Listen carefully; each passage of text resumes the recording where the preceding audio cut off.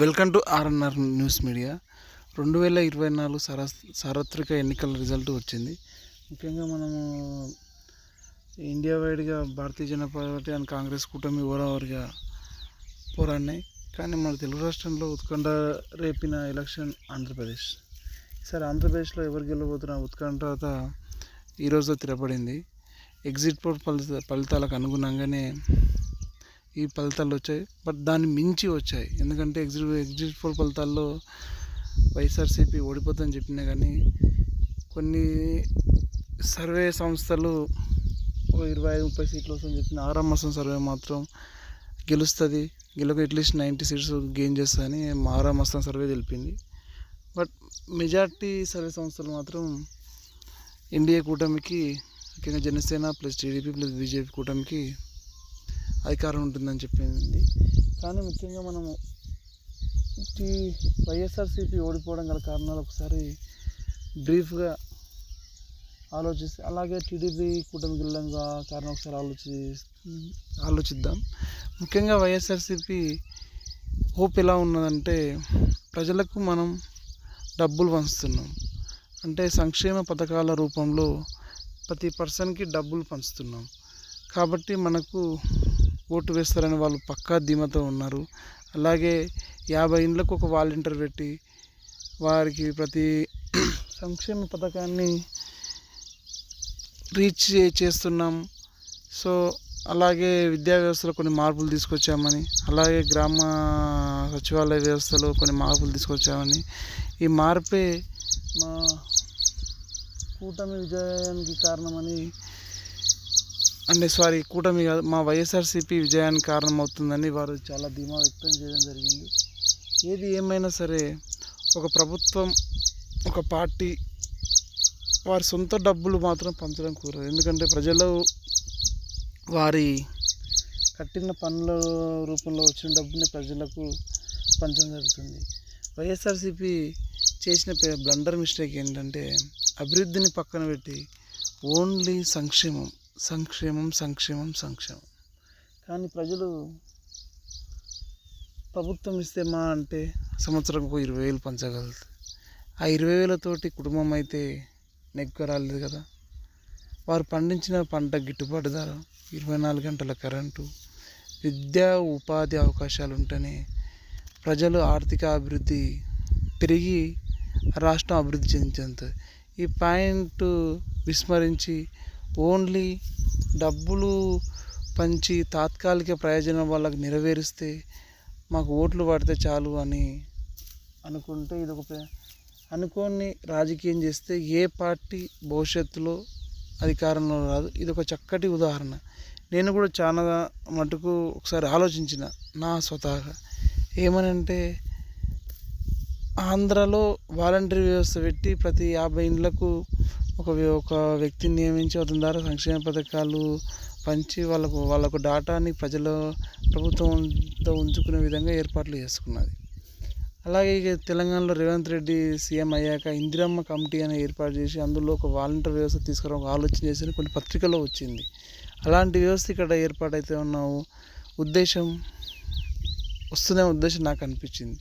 But అక్కడ YS Jaganmohan Reddy పోవడం, ఇలాంటి స్కీమ్స్ అంటే ఇలాంటి వ్యవస్థ వల్ల కూడా మనకు లాభం ఉండదు అనేది నా నుండి రేవంత్ రెడ్డి గారు గ్రహిస్తారని నేను అనుకుంటున్నాను. అలాగే 2014 ఎలక్షన్లో కూడా చంద్రబాబు నాయుడు గారు జన్మభూమి కమిటీలను ఒక వ్యవస్థ తీసుకొచ్చారు. బట్ జన్మభూమి కమిటీలకు వాలంటీర్ వ్యవస్థకు డిఫరెన్స్ ఏంటంటే, జన్మభూమి కమిటీలో శాలరీ ఉండదు. బట్ ఈ వాలంటీర్ వ్యవస్థలో ఫిక్స్డ్ శాలరీ 5,000 ఉంటుంది. అలాగే వారు ఉద్యోగంలో మంచిగా చేస్తే వాళ్ళకు ప్రోత్సాహకాలు కూడా వైఎస్ఆర్ గవర్నమెంట్ కల్పించేది. ఏదేమైనా జగన్మోహన్ రెడ్డి గారు చేసిన బ్లండర్ మిస్టేక్ ఏంటంటే, సంక్షేమ పథకాలతో పాటు అభివృద్ధిని కూడా జనాలకు చూపించుంటే ఈరోజు పరిస్థితి రిజల్ట్ వేరే విధంగా ఉండేది. అలాగే చంద్రబాబు నాయుడు గెలవడానికి చాలా ముఖ్యమైన కారణాలు ఉన్నాయి. అందులో ఏమిటంటే అభివృద్ధి. చంద్రబాబు నాయుడు సంక్షేమం ప్లస్ అభివృద్ధి ఏదని చూపించాలనుకుంటున్నాడు. ఎందుకంటే వాలంటీర్లకు మేము, అలాగే వైఎస్ జగన్మోహన్ రెడ్డి గారు కొన్ని లక్షల ఉద్యోగాలు కల్పిస్తారని హామీ ఇచ్చారు. బట్ ఉద్యోగ క్యాలెండర్ను నెరవేర్చకపోవడం, అలాగే వాలంటీర్ వ్యవస్థ ద్వారా కొన్ని లక్షల మంది ఎంప్లాయ్మెంట్ కల్పించాలని చెప్పారు. బట్ ఒక కుటుంబంలో ఒక వ్యక్తికి 5,000 రూపాయల శాలరీ వస్తే ఆ కుటుంబం ఎలా నెగ్గగలరు ఒకసారి మీరు ఆలోచించండి. 5,000 రూపాయలతో ఆ కుటుంబం ఎలా సస్టైన్ అవుతుందని ఆ విషయాన్ని జగన్మోహన్ రెడ్డి గారు ఆలోచించకపోవడం. అంటే 5,000 రూపాయలతో ఏదో కొద్దిగా హెల్ప్ అవుతుందంటే ఒక ఫ్యామిలీ 5,000తో రన్ కావడం చాలా కష్టం. ఆ విషయాన్ని జగన్మోహన్ రెడ్డి గారు మరి గుర్తించాలని వారి ఓకే వదిలేద్దాం. చంద్రబాబు నాయుడు గెలవడానికి మరో కారణం ఏమిటంటే రాజధాని. ఆంధ్ర రాష్ట్రం ఏర్పడి 10 సంవత్సరాలు అవుతుంది.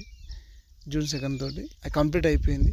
బట్ ఇప్పటికీ ఆంధ్రప్రదేశ్ రాజధాని ఏది అంటే ఎవరు చెప్పలేకపోవడం, అది ఒక్కటి ఆంధ్రలో బాగా తొలిచిన విషయం. సరే, చంద్రబాబు నాయుడు గారు తన సీఎం అయిన తర్వాత అమరావతి ఒక రాజధాని ఏర్పాటు చేసి కొన్ని బిల్డింగ్లు కట్టి శాసనసభ, హైకోర్టు, క్వార్టర్స్ అన్నీ కట్టి ఒక రూపు తీసుకొచ్చారు. బట్ జగన్మోహన్ రెడ్డి గారు అప్పుడు జగన్మోహన్ రెడ్డి గారు ప్రతిపక్షంలో ఉన్నప్పుడు తను కూడా ఓకే చేశారు. బట్ తను సీఎం అయ్యాక మాత్రం తను అమరావతిలో క్యాపిటల్గా ఉండడానికి అతను సస్యమన్నాడు. ఓన్లీ అడ్మినిస్ట్రేటివ్ క్యాపిటల్ మాత్రమే అమరావతి ఉంటుంది. న్యాయ క్యాపిటల్ కర్నూలు అని, ఇంకో రకమైన క్యాపిటల్ వచ్చేసి వైజాగ్ అని చేయాలనుకున్నాడు. 3 రాజధానులు చేయాలనుకున్నాడు. పోనీ తను అనుకున్న 3 రాజధానులను కూడా జగన్మోహన్ రెడ్డి చేయలేకపోవడం. సో ఆంధ్ర ప్రజలకు ఇంతవరకు మన క్యాపిటల్ ఏదని చెప్పకపోవడం వాళ్ళకు ఇది చాలా ఇబ్బందికరం అనిపించింది. అలాగే ఉద్యోగ అవకాశాల కోసం మనం బెంగళూరు వెళ్ళడం, చెన్నై వెళ్ళడం, హైదరాబాద్ వెళ్ళడం. బట్ లోకల్లో మన ఎటువంటి ఉద్యోగ అవకాశాలు లేకపోవడం అదొకటి వాళ్ళకు వెల్తీగా అనిపించింది. ఇంకొకటి, తెలంగాణ ప్రాంతంలో భూముల రేట్లు విపరీతంగా పెరిగిపోయాయి. ఎందుకంటే ఆంధ్రలో ఉన్న రాజకీయ అస్థిరత్వం అంటే విధానపరమైన అస్థిరత్వం వల్ల. ఎందుకంటే ఒక పర్టికులర్ ప్లేస్లో ఏదైనా ఒక మంచి ప్రాజెక్ట్ వస్తే మిగతా చాలా మంది రిలేషన్స్ ఆ ఏరియాలో ల్యాండ్ పైన డబుల్ ఇన్వెస్ట్మెంట్ చేయడం వల్ల పర్టికులర్ ఏరియాలో ల్యాండ్ రేట్లు పెరగడం, ప్రజలకు ల్యాండ్ ద్వారా డబ్బులు కొంచెం పెరిగి ఆర్థిక అభివృద్ధి సాధించడం జరుగుతుంది. ఈ మధ్య ఆంధ్రలో చాలా ఏరియాలో 3-4 lakhs కూడా ఎకరా ల్యాండ్ వస్తున్నాయి. ప్రకాశం, నెల్లూరు, రాయలసీమలో కొన్ని ప్రాంతాలు. బట్ తెలంగాణలో మీరు ఏ ప్రాంతానికి వెళ్ళినా మ్యాక్సిమం 30 lakhs అబోవ్ పైన ల్యాండ్స్ ఉండడం. సో ఇంకా చెప్పుకోవద్దు, చాలా కారణాల వల్ల వైఎస్ఆర్సీపీ ఓడిపోయింది, చంద్రబాబు నాయుడు గెలవడానికి జరిగింది. ఏదేమైనా సరే ఫలితాలపైన పునఃసమీక్షించుకొని వైఎస్ జగన్మోహన్ రెడ్డి గారు భవిష్యత్తులో ఇటువంటి మిస్టేక్ చేయకుండా నెక్స్ట్ రాబోయే ఎలక్షన్లకు తన సైన్యంతో గట్టిగా పోరాడి ముందుకు వెళ్ళాలని ఆర్ఎన్ఆర్ న్యూస్ మీడియా కోరుకుంటుంది. Please subscribe and share it.